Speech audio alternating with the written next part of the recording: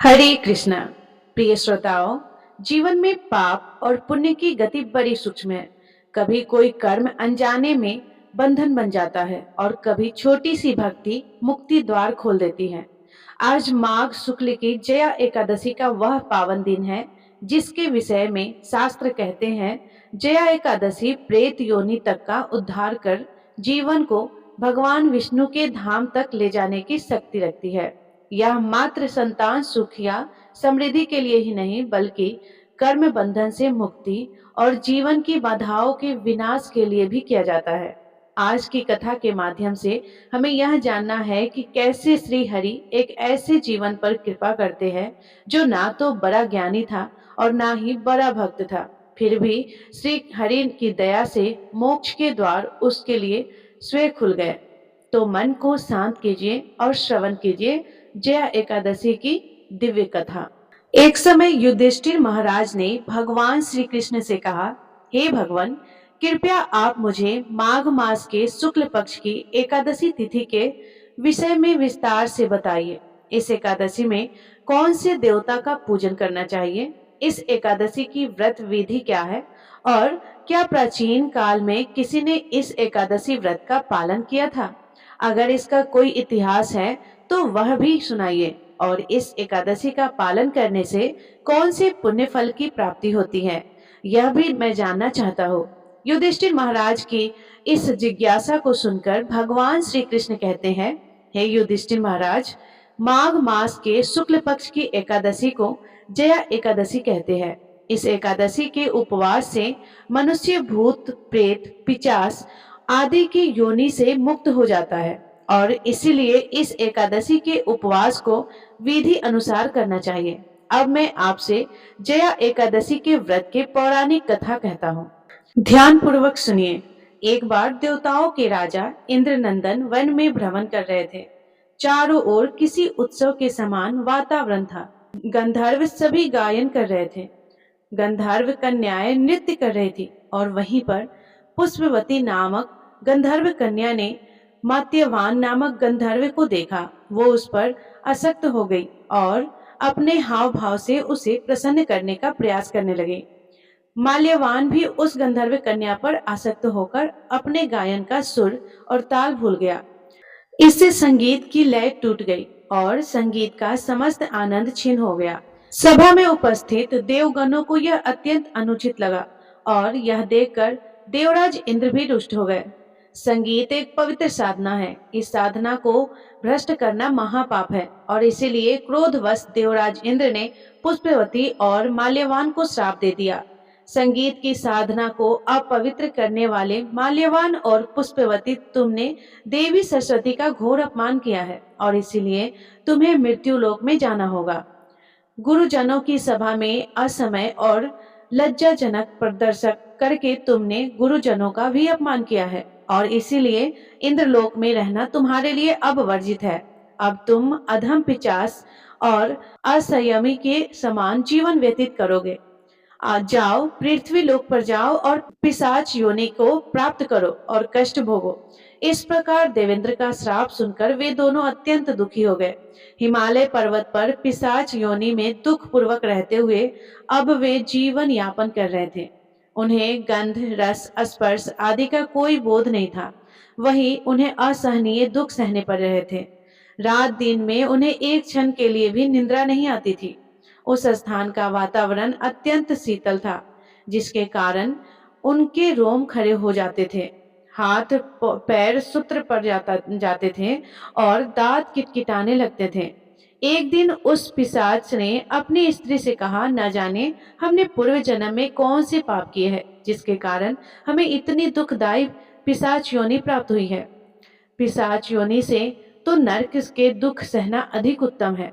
इस प्रकार के अनेक विचारों को कहते हुए अपने दिन व्यतीत करने लगे। भगवान की कृपा से एक दिन माघ मास के शुक्ल पक्ष की जया एकादशी आई। उस दिन इन दोनों ने कुछ भी भोजन नहीं किया और ना ही कोई पाप कर्म किया। उस दिन मात्र फल फूल ग्रहण करके दिन व्यतीत कर लिया। महान दुख के साथ पीपल के वृक्ष के नीचे विश्राम करने लगे और उस दिन सूर्यदेव भगवान अस्ताचल को जा रहे थे। वे रात्रि इन दोनों ने एक दूसरे से सटकर बड़ी कठिनता से व्यतीत की। दूसरे दिन प्रातःकाल होते ही प्रभु की कृपा से उनकी पिशाच योनि से मुक्ति हो गई। पुनः अपनी अत्यंत सुंदर अप्सरा और गंधर्व की देह उन्होंने वापस धारण कर ली। सुंदर वस्त्रों और आभूषणों से अलंकृत होकर वे दोनों स्वर्ग लोक में चले गए। उस समय आकाश में देवग और गंधर्व उनकी स्तुति करने लगे। नागलोक में जाकर इन दोनों ने देवेंद्र को दंडवत प्रणाम किया। देवेंद्र को भी उन्हें उनके वास्तविक रूप में देखकर महान विस्मय हुआ और तब उन्होंने पूछा, आप दोनों पिशाच योनि से किस प्रकार मुक्त हुए? इसका संपूर्ण वृतांत मुझे बताओ। देवेंद्र की बात सुनकर माल्यवान ने कहा, हे देवताओं के राजा इंद्र, श्री हरि की कृपा और जया एकादशी व्रत के पुण्य प्रभाव से हमें पिशाच योनि से मुक्ति प्राप्त हुई है। हमने अनजाने में ही इस एकादशी व्रत का पालन किया था, जिसके फल स्वरूप आज हम पिशाच योनि से मुक्त हो पाए हैं। यह सुनकर देवराज इंद्र कहते हैं कि माल्यवान, एकादशी व्रत करने से और भगवान श्री हरि की कृपा से तुम लोग पिशाच योनि को त्याग कर पवित्र हो गए और इसीलिए हमारे लिए भी वंदनीय हो, क्योंकि भगवान शिव और भगवान विष्णु के भक्त हम देवताओं की वंदना करने योग्य हैं। अतः आप दोनों धन्य हैं। अब आप प्रसन्नता पूर्वक देवलोक में निवास कर सकते हैं।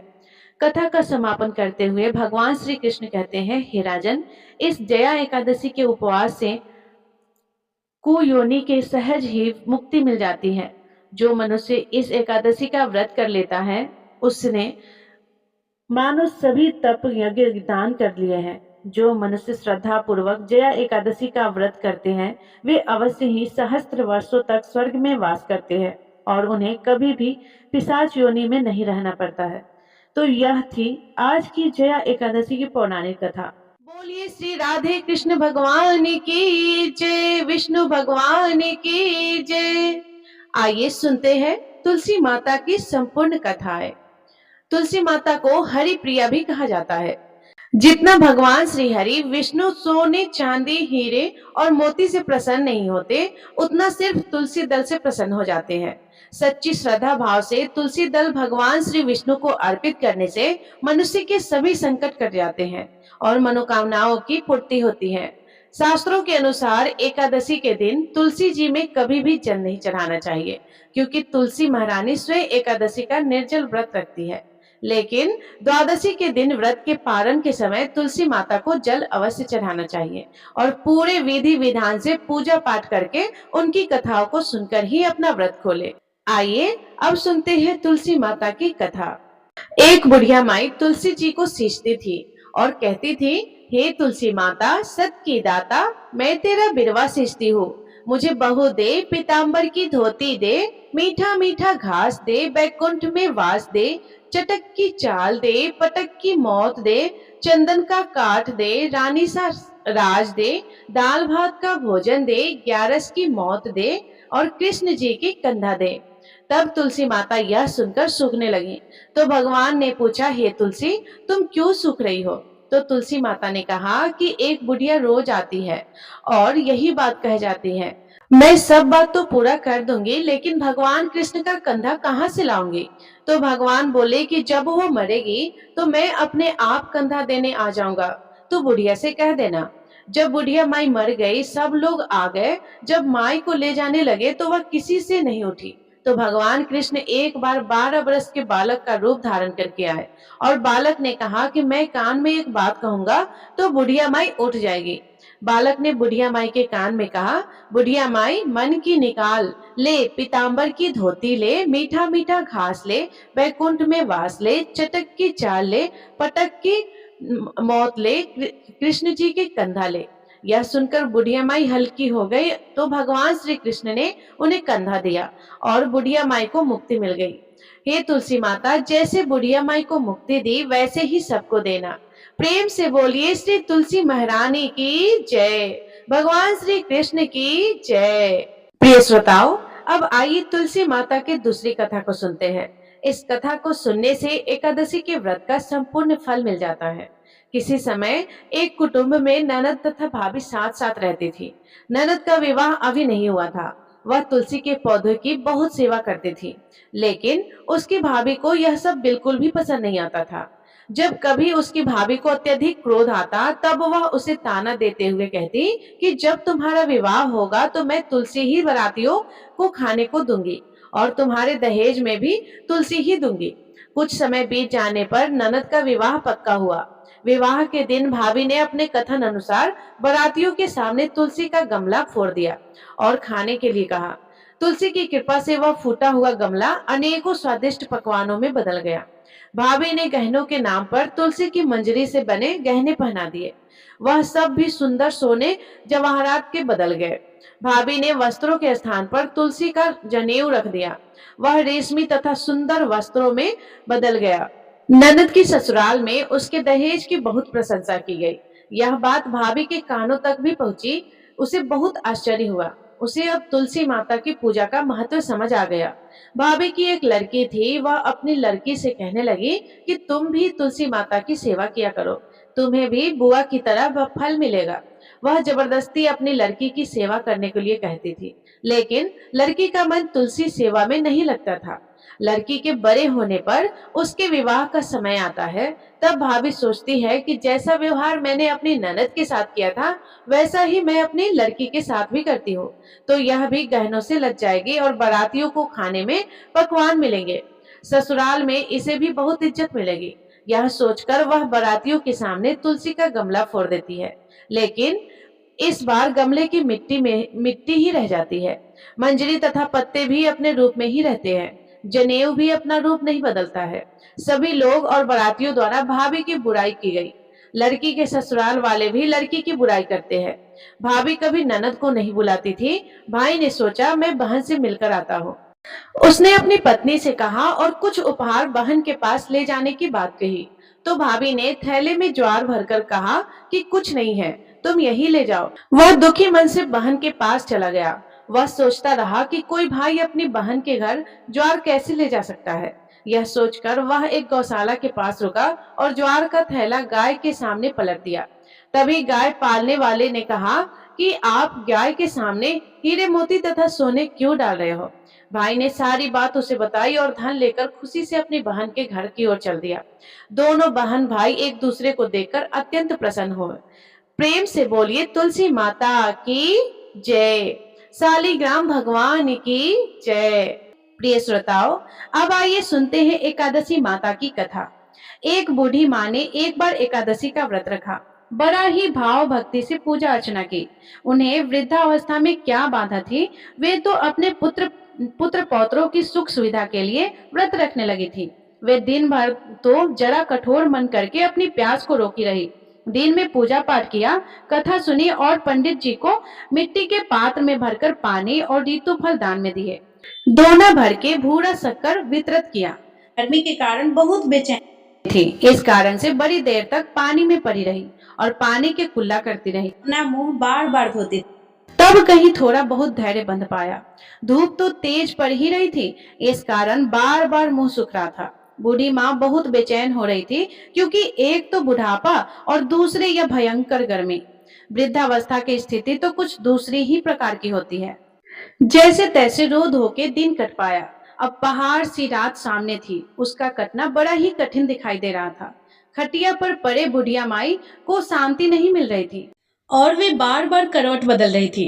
अनेक बार वे बाहर जाती और भीतर आती, उन्हें घर के अंदर शांति नहीं थी। वे परी परी एकादशी माता का स्मरण करती रही। वे कहती रही कि हे एकादशी माता, आप मेरी लाज रखिएगा, आप ही मुझे शक्ति दीजिएगा जिससे मैं भली भांति आपका व्रत कर सकूं और यह पहाड़ सी रात शांतिपूर्वक व्यतीत हो सके।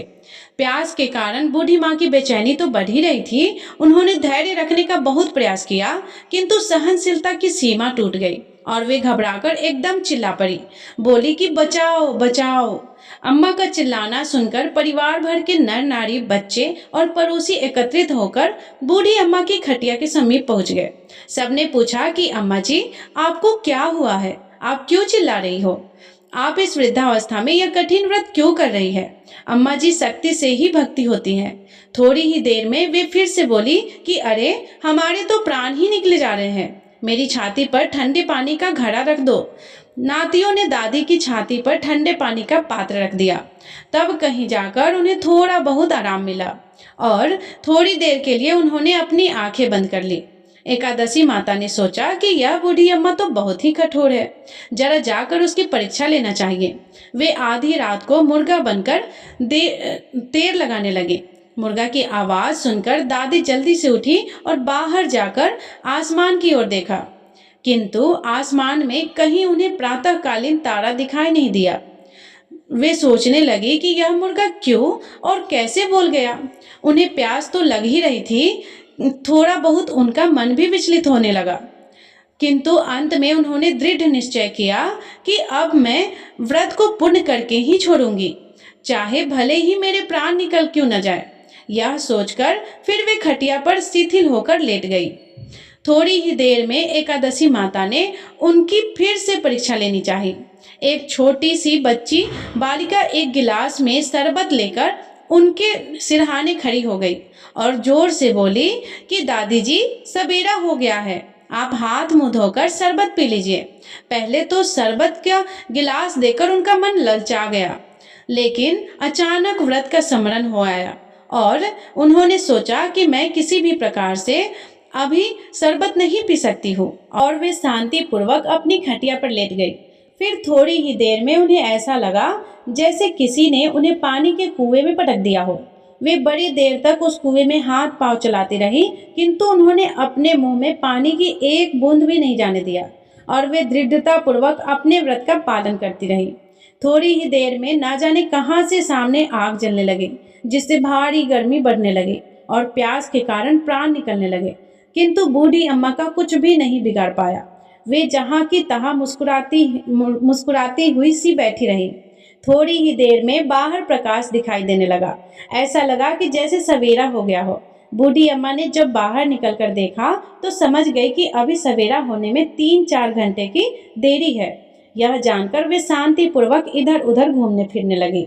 एकादशी माता यह बात अच्छी तरह से समझ गई कि यह बूढ़ी अम्मा किसी भी प्रकार से अपने व्रत से नहीं टल सकती। वे उनके सत्य व्रत को अच्छी तरह से समझ गई। सवेरा होते ही बूढ़ी अम्मा ने स्नान किया, भगवान का पूजन पाठ किया, एकादशी माता की कथा सुनी, ब्राह्मणों को दक्षिणा देकर भोजन कराया, तब कहीं उन्होंने जल ग्रहण किया। कन्याओं को भोजन कराने के बाद ही अम्मा ने स्वयं भोजन किया। उस श्रेष्ठ व्रत के प्रताप से बूढ़ी अम्मा की आयु में वृद्धि हो गई। उनका घर परिवार हरा भरा हो गया। घर में अब उनके कोई अभाव नहीं था। वे हर तरह के सुख साधनों से संपन्न हो गई। नाती नातिन से उनका घर भर गया और वे उसी दिन से 12 महीने की एकादशी का व्रत करने लगी। एकादशी माता के व्रत के प्रभाव से इस संसार में हर प्रकार के सुख भोगकर अंत में बैकुंठ धाम को चले गई। जैसे एकादशी माता ने बूढ़ी माता और उनके परिवार को हरा भरा किया, ऐसे ही हे एकादशी माता, इस कथा को सुनने, कहने और हुंकार भरने वाले सारे भक्तों के परिवार को ऐसे ही हरा भरा रखना और उनकी सभी मनोकामनाओं को पूर्ण करना। बोलिए श्री लक्ष्मी नारायण भगवान की जय, माता तुलसी की जय, एकादशी माता की जय। प्रिय श्रोताओ, ये थी एकादशी व्रत की संपूर्ण कथा। यदि ये कथा आपको पसंद आई हो तो वीडियो को लाइक करके चैनल को सब्सक्राइब जरूर कर लीजिएगा और कमेंट बॉक्स में जय श्री हरि विष्णु अवश्य लिखिएगा और बेल आइकन बटन को प्रेस कर लीजिएगा, ताकि मैं प्रतिदिन आप लोगों के लिए वीडियो हर व्रत से जुड़ी हुई कथाएं अपलोड करती हूँ, उसका नोटिफिकेशन सबसे पहले आपके पास जाए। धन्यवाद। राधे राधे। जय श्री कृष्णा।